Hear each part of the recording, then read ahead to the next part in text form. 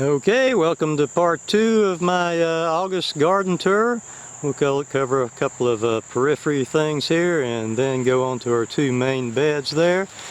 Right here on top is a mandevilla, really not a pollinator plant, and I'll just leave that there until it gets winter killed, but it's done reasonably well. Actually, more interesting is what it's sitting on. It's sitting on an oak tree stump. It was a huge oak tree here that was just being out-competed by these 2 maples and not doing well at all and dropping dead limbs left and right. So I had my brother cut this one down, and yeah, it's really growing back here. I'm not real certain how this oak tree stump will continue to do, but my plan is to, as much as possible, if it continues to sprout out, just shear the top of it and the sides of it and make kind of an oak tree shrub out of it and see what happens. It would be kind of cool if I could just make like about a 8 to 10 foot oak shrub out of it, and someday it would produce acorns or something for the squirrels. That would be pretty cool. Don't know if that'll happen, but we'll see. Ever hopeful. Right here, this used to be the home of a Spirea, which I yanked out of here because I wanted to put a Bottlebrush Buckeye. I've already shown where I have 2 Bottlebrush Buckeye, so I replaced, seemed like the Bottlebrush Buckeye is what I replaced things with. I replaced the 2 flame azaleas with Bottlebrush Buckeye, replaced a Spirea here with a Bottlebrush Buckeye that's about 1 foot tall. All of them came from the same place. All of them look reasonably similar. Right here, just a huge success story so far, and I'm pretty sure it'll draw pollinators. It seemed like this, by the way, is a Lesbideza. Little Volcano is the cultivar name of this Lesbideza, and it's already about 3 foot tall and 4.5 feet wide, at least 4 feet wide, and it's doing great. Last year when I planted it, it was smaller than that Lesbideza, and that Lesbideza is also replacing the Spirea. And right over here is the neighbor's cat. I don't see him very often, so we'll just take a good look at him for a minute. Hey there, guy. What's going on? Huh? You okay? Sometimes he'll let me pet him, but you know, right now I'm kind of talking and carrying the camera. He might not be so receptive. We'll see. Hi! Yeah, you remember me, don't you? Huh? Goodness gracious. You want to come on over here? I'll let you come to me. I'll be less threatening that way, huh? Come on. Come on. Yeah, it's okay. Yeah, that's my guy. That's my little guy. You're smaller than my cat.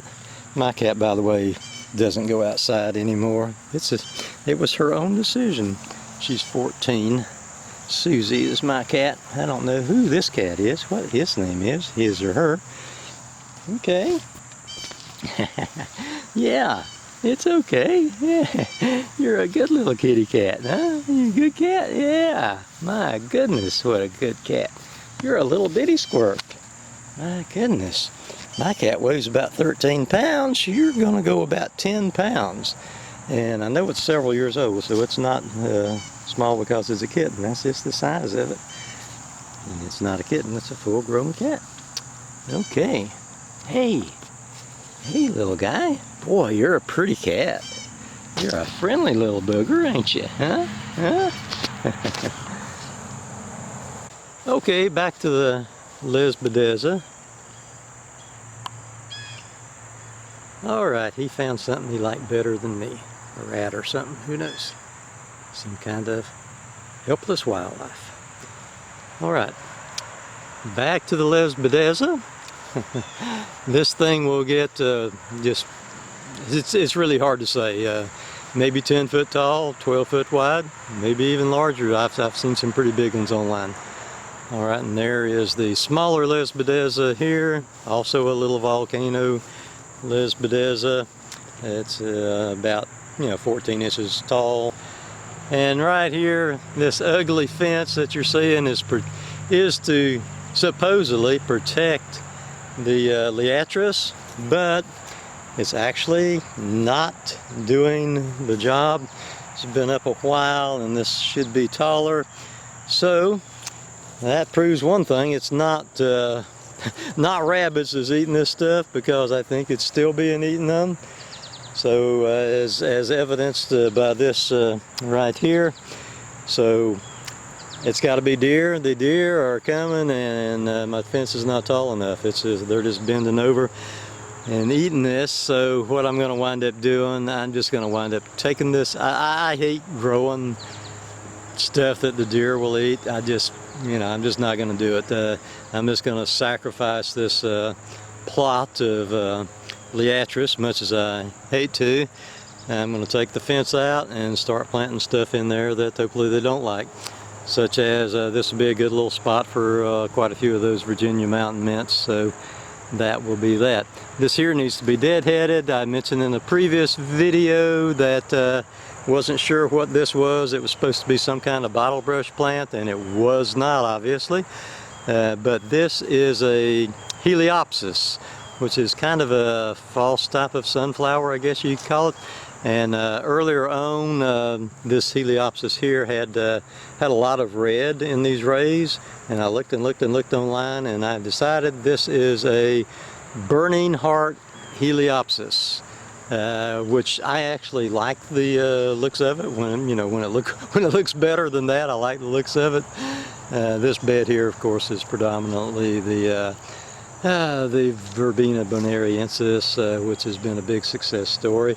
And actually, here's one of my tomato plants. I've got 3 tomato plants in my veggie bed and my ornamental beds, and yeah, they're looking pretty good, really, for how they usually look.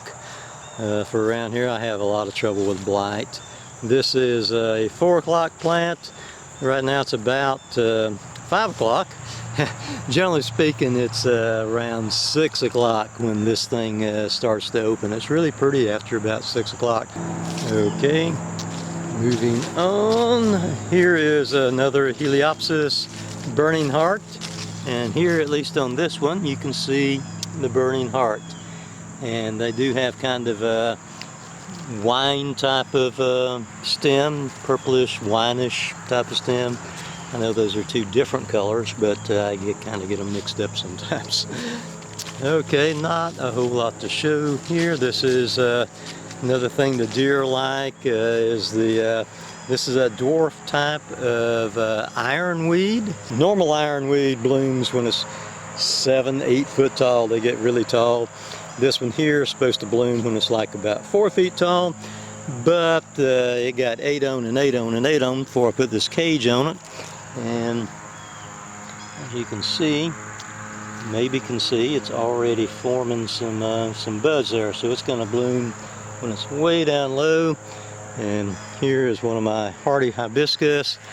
I keep saying it's either Mars Madness or Midnight Marvel, one of the 2, but you can see just a really terrific looking plant with nice dark foliage on it.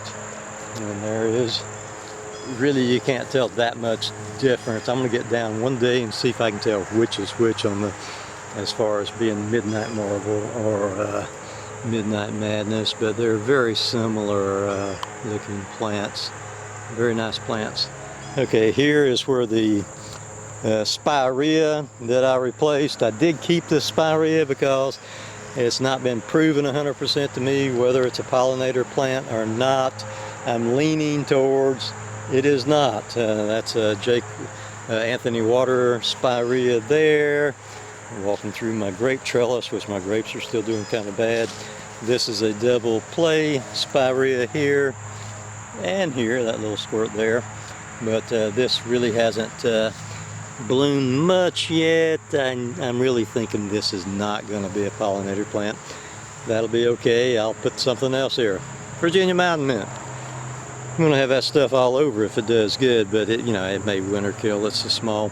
Right there is my what is it? Pineapple sage. You can get these things like for about $3 in the spring at Walmart, generally speaking, or about anywhere. Just a very common plant, and this is what they wind up looking like later on in the year. This one's already blooming. This one's blooming shorter than they sometimes do. But yeah, these are new, and they do overwinter here so far. Okay, there's my grape trellis with my with the one grape that's doing halfway decent is a Candace Grape. You can see it kind of way up high there on the trellis, and the other 3 grapes not so much. I've already covered this, so let's not worry too much about this. And we've got our Sonic Bloom Pink Weigelia here, 3 of them. Here's what the blooms look like. So far, not a pollinator plant. I don't know what I'm going to do with this stuff. This may be given away to somebody. And this bed here, for this season anyway, is primarily the Mexican sunflower, Tithonia rotundiflora.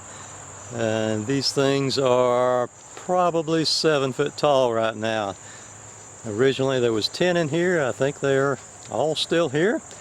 I had a huge windstorm the other day, and about 6 of them blew flat as a pancake out here. And I came out and I T-poled those 6. You can see the T-poles in here, and they never missed a beat. You did it, just raise them up, tie them to the T-pole, they just keep going. Just a great pollinator plant. And in the fall the monarchs just flock to these like nobody's business. I keep coming out here when there's like 30 monarchs buzzing around these things, trying to see if I can spot any that somebody has tagged or anything, so I could go online and report seeing that tag number. But hasn't happened so far. But one of these years I'll catch one that somebody's tagged. Not catch one, but I'll just zero in on it with my camera where I can read the tag, and then I'll go put it online, check it out. And right here's something I'm going to plant more of, because I have seen the Hummingbird Zone at the Latin name Selene Regia, or Reglia, one of the two. I can't quite remember the actual normal type name, but these seed heads here are like really sticky. I don't know if they're sticky from sugar content, or if the plant just is excreting something that makes them sticky like this. I'm hoping it's sugar content, but I really don't know. But anyway, the hummingbirds do like these, and it's a native plant, and you can grow them from seed, and they are a perennial. This is in its 2nd year. I need to stake it, of course, so I'll be planting more of them. This bed, of course, was the one that was absolutely full last year of just the hot lips and maraschino cherry salvia, most of which, 80% of which died. And a lot of that had to do with we had the 16-inch snow, and they were, well-branched plants, and almost every one of them split right straight down the middle all the way into the ground, and that's one of the reasons they all died. Right here, this butterfly bush has been a big success story. This is a Pink Delight butterfly bush, which actually needs deadheading. I don't know the name of a lot of my butterfly bushes, such as that one, but this is Pink Delight. And right over here is another Shoal Creek Vitex. As I say, I'm just falling in love with these Shoal Creek Vitex. I've got about 7 of them. I am giving one. I did promise one that was messing up my triangle, Shoal Creek Vitex triangle out there. It's too close to the other ones. But not giving any of the rest of them away. I love the Shoal Creek Vitex. Great looking plant. Right here is the Lavender Buzz series of butterfly bush. I trimmed them just slightly in the spring. They're a dwarf butterfly bush, and really they have maintained just a super duper nice shape to them. They've done very well on this garden end here. And right here is the native Viburnum dentatum arrowwood, which is looking reasonably good. They need, of course, a companion plant, a different kind of Viburnum It has to be an arrowwood dentatum for it to produce berries. Okay, here's another tomato plant, and here, this arrowwood viburnum dentatum, a cultivar I got from a big box store, sparkler, as far as I'm concerned, has not grown an inch this year. It's about 18 inches tall. I just got it just only to pollinate, cross-pollinate with the other ones. Okay, there's a few other little things down this way to show. But before showing them, I'll just do like a little overview here of this particular bed, maybe the other bed just a little bit, just so you can see kind of what's what.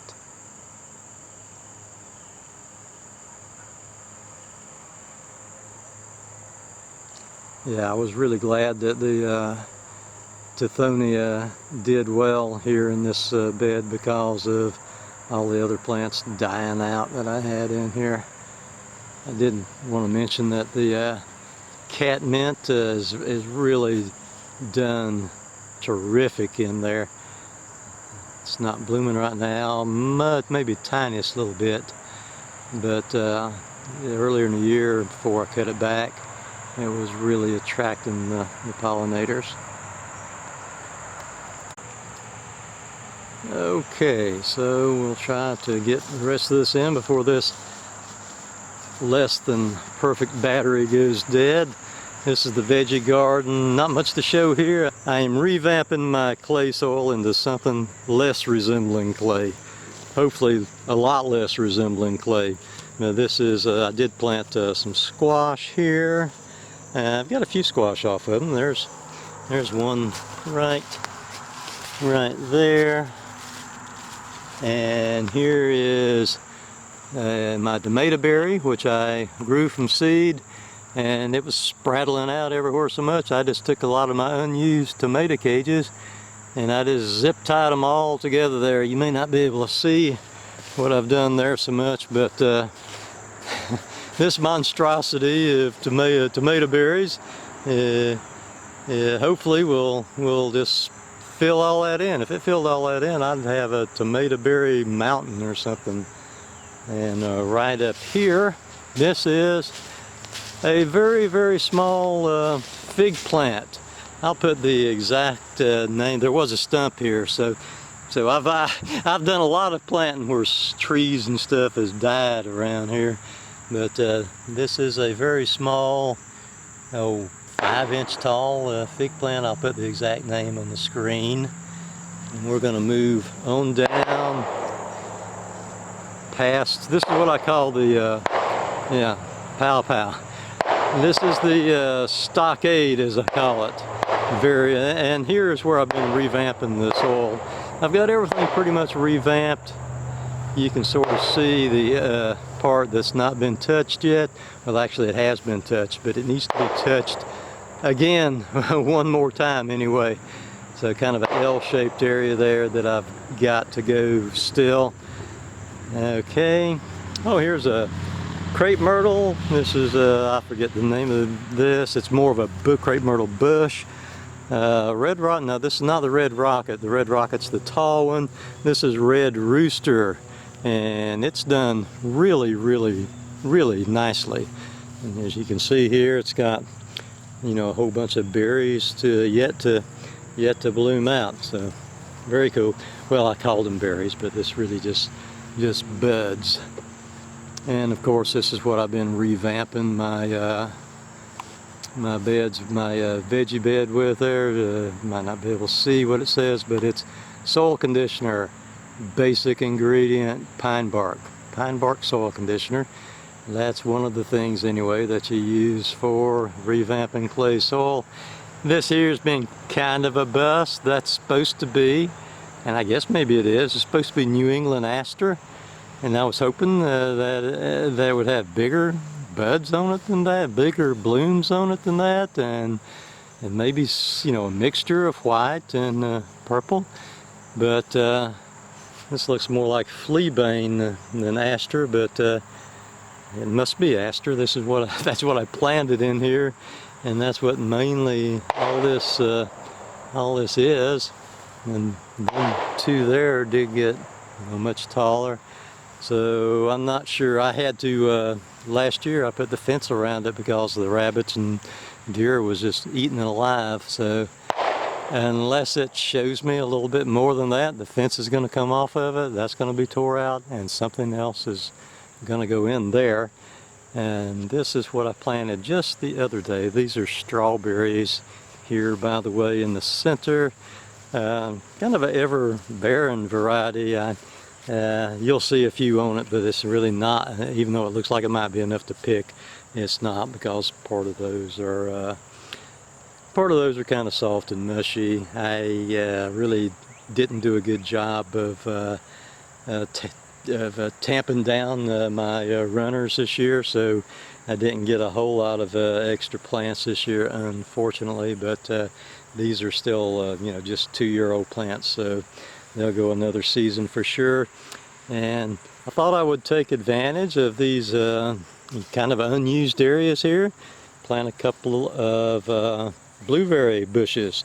I plan to plant quite a few berry producing bushes, blueberries, elderberries, currants, just all kind of stuff like that. And either I will get them or the birds will get them. Of course, the elderberries ain't that tasty for humans anyway. They're edible, but they're kind of a little on the bitter side, I hear, or just kind of small and hard to fool with. But I'll put the name of these blueberries across the screen. Now they may not look much, but they were from the bargain bin at Lowe's. So there's that one on this end. And I did have a long time ago a veggie garden planted here, by the way, which is the reason for this trellising, and I just never took it down because I figured, maybe I want to plant something here again. I may someday plant some pole beans there or something, so I just left it up. But this is a great little area to plant something because nothing but weeds grows here. You can't get a lawnmower in underneath it, so yeah, why not use it? And let me put my shadow in it and maybe you can see it better. This is just another blueberry plant. I will put the name of it across the screen. Okay, so this is a funny place to end the garden tour. I'm not going to end it yet. Right down through here, you might not be able to see it too good, but I do have an orchard right down through here. Planted it 18 months ago, so the spring of 2018. There's about 16 trees in here, just your typical orchard type trees, apples, pears, peaches, and also these smaller type plants. I'll just zero in on one of them. Have about 5 pawpaw trees. I don't even know if I like pawpaws, but if and when they ever bear, I will find out. And I'm pretty sure that those will bear because, so even though this is a deer area, they have just totally left the pawpaws alone. One thing the deer don't like, unless of course they get extra hungry, you always got to put that caveat in there, is the pawpaws. So I'll see what those little suckers taste like. So that looks like that's going to be it for this particular garden tour. So long, everybody.